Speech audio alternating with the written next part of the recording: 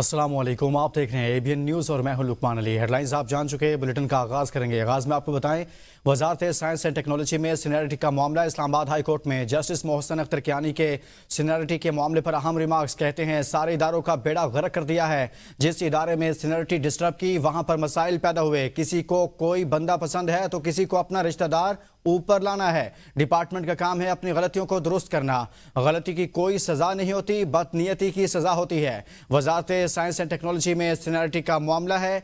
इस मुतल्लिक आपको आगाह कर रहे हैं कि जस्टिस मोहसिन अख्तर कियानी के सीनियरिटी के मामले पर हम रिमार्क सामने आए हैं। कहते हैं सारे इदारे का बेड़ा गर्क कर दिया। जिस इदारे में सीनियरिटी डिस्टर्ब की वहां पर मसाइल पैदा हुए। जिस किसी को कोई बंदा पसंद है तो किसी को अपना रिश्तेदार ऊपर लाना है। डिपार्टमेंट का काम है अपनी गलतियों को दुरुस्त करना। गलती की कोई सजा नहीं होती, बदनीयती की सजा होती है। आगे बढ़ेंगे और अब आपको बताएं, सुप्रीम कोर्ट में आईनी बेंच में सुपर टैक्स से मुतल्लिक मुख्तलिफ दरखास्तों पर समाअत। जस्टिस अमीनुद्दीन खान की सरबराही में 5 रुकनी आईनी बेंच ने समाअत की है। मुख्तलिफ टैक्स पेयर्स कंपनी के वकील आबिद शाबान ने दलाइल दिए हैं। वकील आबिद शाबान ने दलाइल में कहा, सेनेट तरमीम के लिए तजावीज़ देता है, तरमीम पार्लियामेंट करता है। सेनेट ने 4% टैक्स की तजवीज़ दी और कौमी असम्बली ने 10% टैक्स लगा दिया। जस्टिस जमाल खान मंदोखेल ने रिमार्क्स में कहा, सेनेट तजावीज़ देता है, तरमीम करना ईवान बाला का काम है। कौमी असम्बली के पास इख्तियार है तजावीज़ शामिल करे या ना करे। टेलीकॉम कंपनीज के वकील नोमान हैदर ने दलाइल में कहा, मेरे मुवक्किल इंटरनेट सर्विस मुहैया करते हैं। मैं कोशिश करूँगा जो दलाइल हो चुके हैं वो ना दोहराऊँ। फौजी फर्टिलाइज़र में इस्लामाबाद हाई कोर्ट ने कहा कि पाकिस्तानी इंडस्ट्रीज तबाह हो रही हैं। वकीलों की फ़ीस से एडवांस टैक्स कटता है, फिर सुपर टैक्स देते हैं। जस्टिस मोहम्मद अली मजहर ने वकील नोमान हैदर से इस्तफसार किया, सुपर टैक्स आपको अपनी इनकम से देना पड़ता है। जस्टिस मोहम्मद अली मजहर ने रिमार्क्स दिए, इनकम टैक्स में तमाम कटौतियां हो चुकी होती हैं, इसके बाद सुपर टैक्स देना होता है। वकील नोमान हैदर का कहना था, रिटर्न टैक्स में कम अज़ कम टैक्स FBR ले रही है। मैं इस मिसाल को फिलहाल छोड़ देता हूँ। केस की मजीद समाअत कल तक मुलतवी कर दी गई और मजीद कहा कि टेलीकॉम कंपनीज के वकील नोमान हैदर कल भी दलाइल जारी रखेंगे। वज़ीर आला खैबर पख्तूनख्वा सुहेल अफरीदी के ज़ेर सदारत पहला बाज़ाब्ता इजलास शुरू। इजलास में सूबाई हुकूमत के गुड गवर्नेंस रोड मैप और अमन अमान की सूरत हाल पर गौर किया जाएगा। Chief secretary IGP, additional chief secretary, इंतजामी सेक्रेटरीज और पुलिस के दीगर आला हुकाम इजलास में शरीक होंगे। तमाम divisional commissioners, deputy commissioners, RPOs और DPOs बजरिया वीडियो लिंक इजलास में शिरकत कर रहे हैं।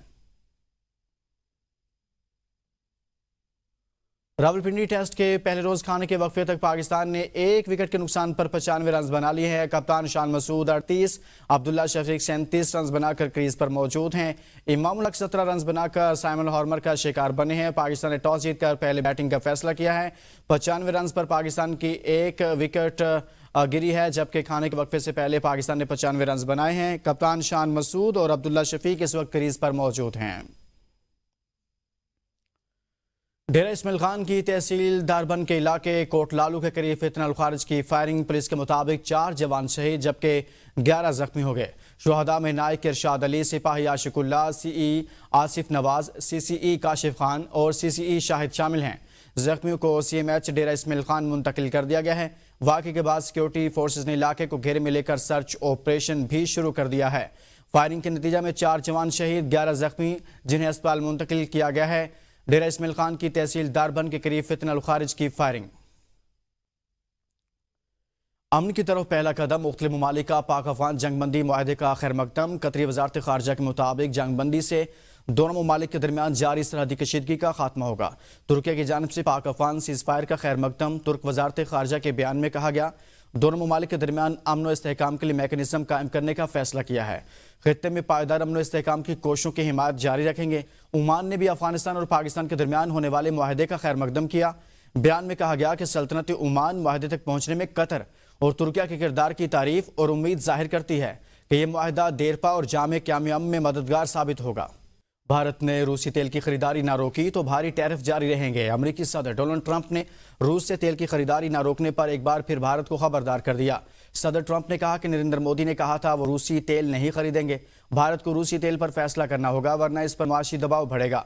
चीन के टैरिफ कम कर सकते हैं, मगर इसे हमारे लिए कुछ करना होगा। चाहते हैं कि चीन अमेरिका के साथ नया मादनियात का खेल ना खेले। कोलंबिया पर टैरिफ से मुतलिक मजीद ऐलान आज किया जाएगा। اس سے قبل امریکی صدر نے اوول آفس میں میڈیا سے گفتگو کرتے ہوئے کہا تھا کہ بھارتی وزیر اعظم نریندر مودی نے انہیں روس سے تیل نہ خریدنے کی یقین دہانی کرائی تھی اور کہا تھا کہ بھارت کی جانب سے روسی تیل کی خریداری پر خوش نہیں ہوں، مگر اب یہ معاملہ طے ہو گیا۔ دیگر خبروں میں آپ کو بتائیں، سپریم کورٹ میں 26ویں آئینی ترمیم کے خلاف درخواستوں پر 8 رکنی آئینی بینچ کی سماعت۔ دوران سماعت جسٹس جمال مندوخیل نے ریمارکس دیے کہ آپ کی طرف سے تو لطیف کھوسہ صاحب نے بھی درخواست دائر کی، جس پر اکرم شیخ نے وضاحت دی کہ کھوسہ صاحب میرے وکیل نہیں ہیں۔ عدالت نے استفسار کیا کہ کیا درخواست ان کی اجازت کے بغیر دائر کی گئی۔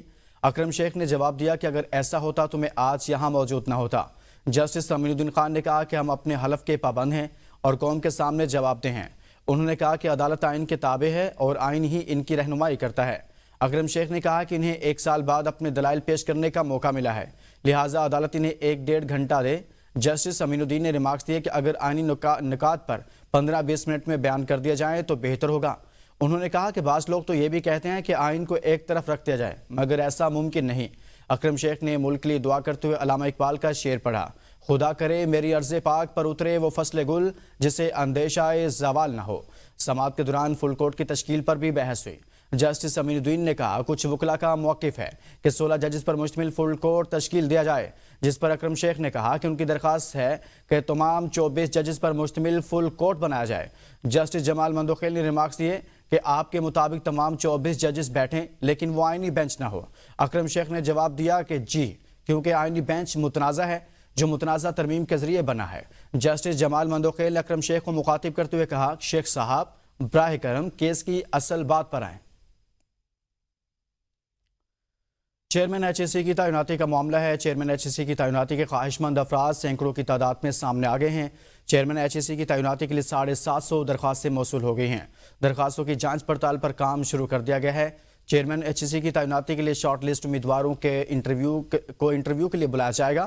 آئندہ ہفتے سے انٹرویو شروع ہونے کا امکان ہے۔ ایچ ای سی کے مطابق درخواستیں زیادہ جمع ہونے سے پورٹل پر ڈیٹا اپلوڈ ہونے میں ٹیکنیکل ایشو سامنے آیا، جسے ٹھیک کر دیا جائے گا۔ ڈرگ کورٹ لاہور نے غیر قانونی اشتہارات اور ممنوع ادویات فروخت کرنے کے کیس میں 2 لاکھ روپے مچلکوں کے عوض حکیم شہزاد کے وارنٹ گرفتاری منسوخ کر دیے۔ حکیم شہزاد عرف لوہا پاڑ عدالت کے روبرو پیش۔ عدالت نے حکیم شہزاد کو 28 اکتوبر کو فرد جرم کے لیے طلب کر لیا۔ عدالت میں پیش نہ ہونے پر عدالت نے وارنٹ گرفتاری جاری کیے تھے۔ ڈرگ کورٹ انسپکٹر نے حکیم شہزاد کے خلاف استغاثہ دائر کر رکھا ہے۔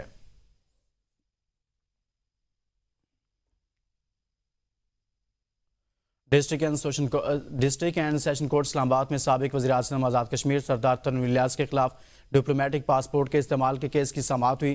سردار تنویر الیاس کی حاضری سے استثناء کی درخواست منظور۔ جوڈیشل مجسٹریٹ احمد شہزاد گوندل نے کیس پر سماعت کی۔ سردار تنویر الیاس کی عدم دستیابی کے باعث استغاثہ کی شہادتیں ریکارڈ نہ ہو سکی۔ عدالت نے اگلی سماعت پر استغاثہ کے گواہان کو دوبارہ طلب کر لیا۔ عدالت نے کیس کی سماعت مزید 31 اکتوبر تک ملتوی کر دی۔